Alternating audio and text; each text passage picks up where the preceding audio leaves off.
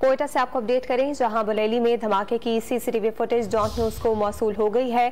Footage में police truck के करीब धमाका देखा जा सकता है। आपको आगाह करते चलें, कोयटा के बरेली में धमाके की सीसीटीवी फुटेज डॉन न्यूज को मौसूल हुई है।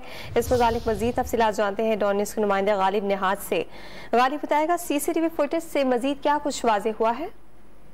जी बिल्कुल, आज सुबह जो बरेली कस्टम के करीब खुदकुश हमला हुआ था, उसकी फुटेज सीसीटीवी डॉन न्यूज ने मौसूल कर ली है। फुटेज में वाज़ेह तौर पर देखा जा सकता है कि बलूचिस्तान कांस्टेबली का ट्रक जो है वो रवाना था। ताहम इस फुटेज में ये भी देखा जा सकता है कि चेक पोस्ट क्रॉस करते ही ट्रक में धमाका हो गया, जिसके नतीजे में अब तक की इत्तलात के मुताबिक 4 अफराद जाँ बहक हो चुके हैं, जबकि 27 के करीब जख्मी हैं।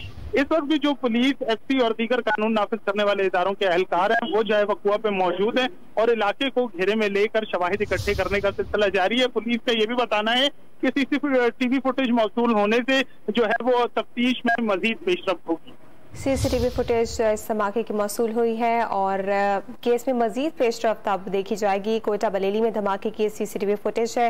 डॉन न्यूज को ये फुटेज मौसूल हुई है, जिसमें कोयटा धमाके में मां बेटा और पुलिस एहलकार जाँ बहक हुए थे और 28 अफराद अब तक इस वाक़े के नतीजे में जख्मी है, जबकि 25 किलो बारूदी मवाद बम धमाके में इस्तेमाल किया गया।